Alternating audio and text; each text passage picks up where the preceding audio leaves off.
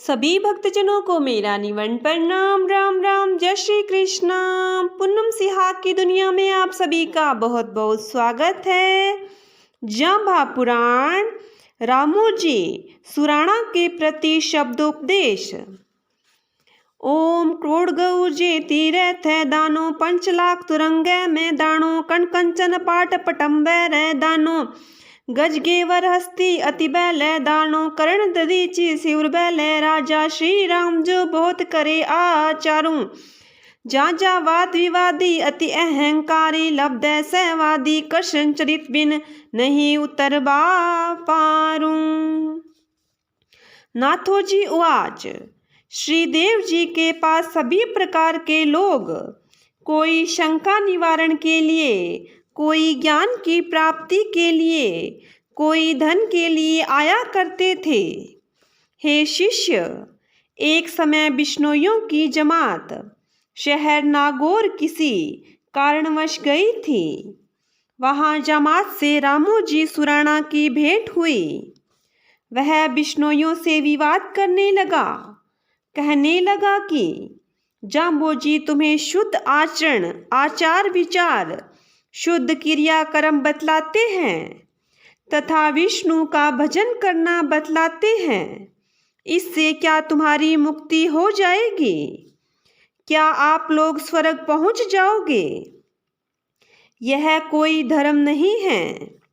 शास्त्रों में धर्म करना बतलाया है। धर्म का अर्थ दान होता है। बिना दिए कहीं कुछ भी नहीं है। हम लोग दान देते हैं, इसलिए स्वर्ग मुक्ति के अधिकारी हैं। केवल नहाने धोने से क्या होता है?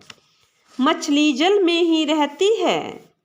ऐसी सुराणा की बात सुनकर बिश्नोई संशय में पड़ गए। यह रामो सत्य कहता है या जाम्बोजी सत्य कहते हैं? दोनों तो सत्य हो ही नहीं सकते। कौन सा मार्ग हमें गंतव्य स्थान को ले जाएगा? बिश्नोई कहने लगे, रामोजी आप हमारे साथ ही समराथल चलिए, वहीं पर तुम्हारा हमारा निर्णय होगा। हमारे गुरुदेव ने बतलाया है कि विवाद नहीं करना चाहिए, इसलिए हम तुमसे विवाद तो नहीं करेंगे, किंतु श्रीदेव जी अपना निर्णय देंगे, वही हमें स्वीकार्य होगा। ऐसा कहते हुए रामोजी के सहित जमात समराथल पहुंची। सभी ने श्रीदेव को प्रणाम किया तथा यथास्थान बैठ गए। बिश्नोइयों ने कहा, हे महाराज, यह रामो हमें बहका रहा है। कहता है कि तुम्हारे नियम भजन, क्रिया, स्नान आदि महत्वहीन हैं। युक्ति मुक्ति हेतु तो केवल दान पुण्य ही काम आएगा। इसके बारे में आप ही प्रमाण हैं। हमें क्या करना चाहिए? इस प्रकार की जमात की बात सुनकर श्रीदेव जी ने शब्द सुनाया, जिसका भाव इस प्रकार से है। हे रामा, यदि कोई महादानी गौओं का दान तीर्थ में जाकर दे, 5 लाख घोड़ों का दान कर दे, धान स्वर्ण वस्त्र आदि का भी दान कर दे, सुंड सुंडाला सुसज्जित हाथियों का भी दान कर दे, तथा दान की प्रकाष्ठा तक पहुंच जाए, अपनी ताकत से भी बढ़कर कोई दान कर दे, तो भी सबसे श्रेष्ठ दानशील स्नान करना है। इन नियमों के बराबर दुनिया में कोई दान नहीं है।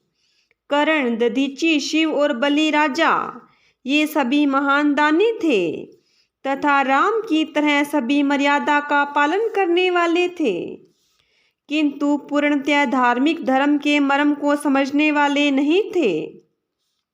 उन्होंने धर्म के एक नियम दान को ही अधिक महत्व दिया। दान देने से अहंकार आ जाता है। अहंकार परमात्मा से दूर हटाता है। इन लोगों ने दान का फल तो अवश्य ही प्राप्त किया, किंतु मुक्ति को प्राप्त नहीं हो सके। दान अहंकार को विकसित करता है। अहंकार परमात्मा से दूर हटाता है। हुई का फल है लियो। दान देकर कहता है कि मैंने दिया, मेरे जैसा दानी अन्य कोई नहीं। दान देकर पुनः धर्म कमाने का लोभ करता है तथा देते समय भी धर्म का लोभी स्वर्ग का सुख, यश का भोग रहता है। यह अवस्था परमात्मा को समर्पित नहीं होने देती। हे रामा, जब तक कृष्ण चरित्र से संबंध नहीं जुड़ेगा तब तक संसार सागर से पार नहीं उतर सकता। कृष्ण चरित्र अर्थात यह संपूर्ण सृष्टि परमात्मा की ही खेल लीला है। हम तो उसी के ही एक अंग है, उसी का ही खेल वही सब कुछ है। हम तो केवल निमित्त मात्र हैं। ऐसा विराट ज्ञान ही सदा सदा के लिए दुखों से, जन्म मरण, बुढ़ापा, रोग आदि से छुटकारा दिला सकता है, केवल दान से नहीं। दान संपूर्ण धर्म नहीं है, यह भी धर्म का एक अंग है। इसलिए दान करते रहना चाहिए, उससे भी धर्म होगा। धर्म ही जीवन का कल्याणकारक, धर्म ही जीवन में कल्याणकारक है। रामू जी ने पूछा, हे देव जी। रामू कहे, देव जी, ए है जीव वले जाम कोई नहीं, आगे कोई मरी अर जाओ नहीं। जाम्बो जी श्री वाक्य कहे, ओम कवण न हुआ कवण न होसी, किन्ना सहा दुख है बारू, कवण न गैया कवण न जासी। कवण रहा संसारू, अनेक अनेक चलंता हा दीठा, कलिका मानस को न विचारू। जो चित होता सोचित नाही, भल कोटा संसारू, किसकी माई किसका हा बाई, किसका पक पैरे वारू। भूली दुनिया मर में रह जावे, न चीन्यो कह रह तारू। विष्णु विष्णु तो भण रे हे प्राणी, बल बल बारंबारू। कष्णी कसबा भूले न बहबा, भाग परा पैती सारू। गीता नाद कविता हा नाऊ, रंग फंटारे से टारू। फोकट प्राणी भल में है भूला, भल जे यो चीनो करे तारू। जावन मरण बिगो हो चुके, रतन कयाले पारे पहुँचे, तो आवागमन निवारू। रामू जी ने कहा, हे देव, यह जीव पुनः जन्म ही नहीं लेता। अब तक कोई जीव मरने के बाद पुनः जन्म लेकर आया ही नहीं है। जो मर गया सो मर गया। यही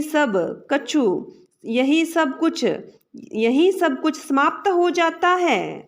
दोबारा जन्म किसका होता है? क्योंकि मरे हुए व्यक्ति ने तो वापस आकर बतलाया नहीं कि मैं पूर्व जन्म में कौन था, अब मैं यहाँ आया हूँ। पूर्व जन्म के सिद्धांत को कैसे माने?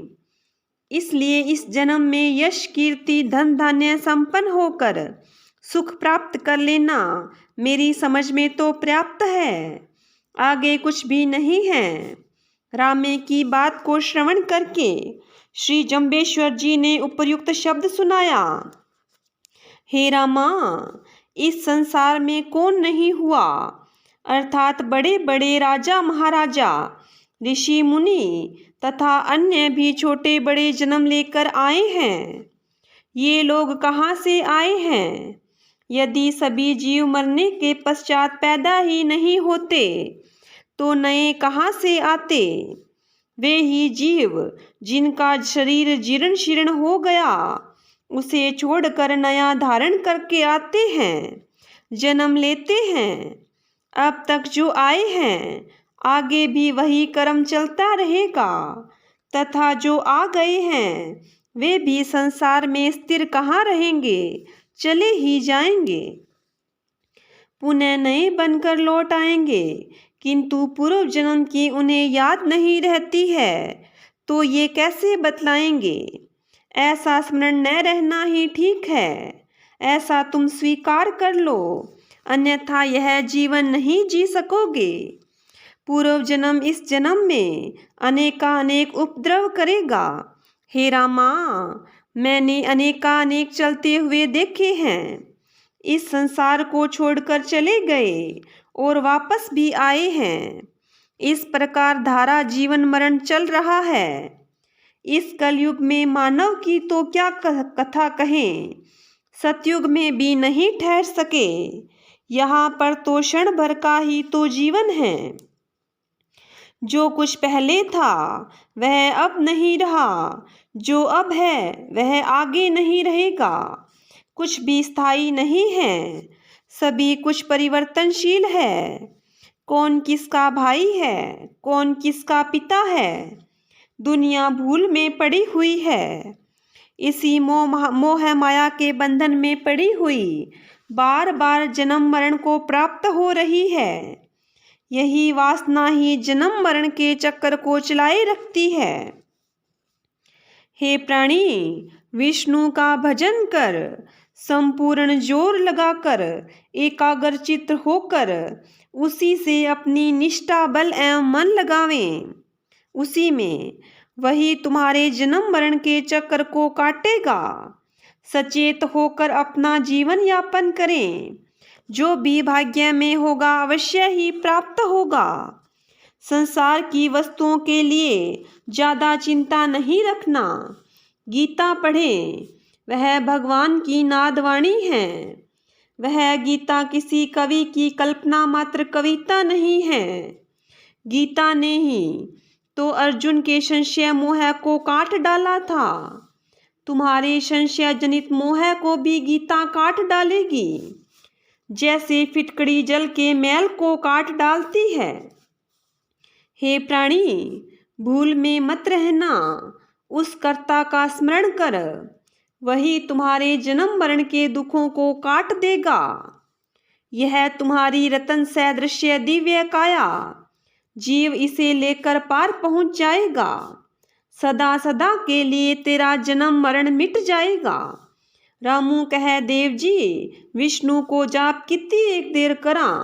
जामो जी श्री वाक्य कहे, ओम फुंग फारे कृष्णी ही माया गण बरसंता सर्वे हे नीरे तीर तिरंते तीर जे तिस्मरे तो मरियो अन्नु धनु दूधू दइयो घियू में ऊँटे ऊँजे लबंता भूख मरे तो जीवन ही भी न सरियो खेत मुक्तो ले कृष्णो हो अर्थो जे कंद हरे तो हो हरियो विष्णु जपंता जी बैजू थाके तो जी बढ़िया भी न सरियो हरि हरि करता हर कहते आवे तो ना पछताओ हो करियो भिखी लियो भिख्यारी लो जे आदि परम तय लागो जाके वाद विराम विरासो सासो ताने कौन कैसी सालिया साधु। रामो जी ने पूछा, हे सतगुरु, आपने विष्णु का जप करना बतलाया था, किंतु विष्णु का जप कितने दिनों तक किया जाए जिससे मुक्ति की प्राप्ति हो सके। श्री देव जी ने शब्द सुनाया, हे रामो, जाप भजन पूजा पाठ कितने दिन किया जाए इसका कोई समय निर्धारित नहीं है। जिस प्रकार से वर्षा का भी कोई समय निश्चित नहीं है, कब आएगी कब जाएगी कुछ पता नहीं है। जिस प्रकार से एक बूंद बूंद जल बरसता है और संपूर्ण धरती को जल से परिपूर्ण कर देता है, इतनी बड़ी धरती, तालाब, नदी, नाले सभी जल से परिपूर्ण हो जाते हैं। इसी प्रकार से ही एक एक नाम जपते जपते ही अपार नाम राशि एकत्रित हो जाएगी। वह कितने दिनों में कब एकत्रित होती है यह तो जप करने वाले पर निर्भर है। जल से तालाब नदी भर जाते हैं, उसमें तैरने वाले तो तैर कर पार हो जाते हैं। कुछ लोग डूब जाते हैं तो कुछ लोग किनारे प्यासे ही बैठे रह जाते हैं। उसी प्रकार से नाम जप का जो महात्म्य जानता है वह तो पार उतर जाता है अति शीघ्र ही। तत्क्षण लयो ईमाणु, जो नहीं जानता, अज्ञानता के वशीभूत हो गया है, वह डूब जाता है। तथा कुछ लोग ऐसे भी होते हैं जो अभी किनारे बैठे देख रहे हैं, संध्या भजन के निकट ही नहीं जाते। इस संसार में धन संपत्ति, अन्न धन दूध घी मेवा आदि पर्याप्त मात्रा में हैं, किंतु सभी कुछ होते हुए भी अभाग्यवान उन्हें प्राप्त नहीं कर सकता। उसी प्रकार से भगवान के जप रूपी संपत्ति भी है, किंतु उसे भी पापी जन प्राप्त नहीं कर सकते। सभी कुछ होते हुए भी यदि इन्हें प्राप्त नहीं कर सकते, यदि भूख मरे तो बिना जीवन के ही कार्य चलेगा। इस प्रकार से मृतव्रत जीवन से क्या लाभ? यदि धर्म के कार्य में जीवन ही चला जाए तो सुकर्म है, लाभ ही होगा। यदि विष्णु का जप करते हुए यदि जीव थक जाए तो बिना जीव के ही कार्य चलेगा। बिना जप की जीव से तो न रहना ही ठीक है। जीव की सार्थकता तो हरि के नाम जप करने में ही है। हरि हरि करते हुए यदि किसी प्रकार की अड़चन बाधा आती है तो आने दे। ऐसा पछतावा न करें कि मैंने हरि का जप किया, मुझे बाधा क्यों आई।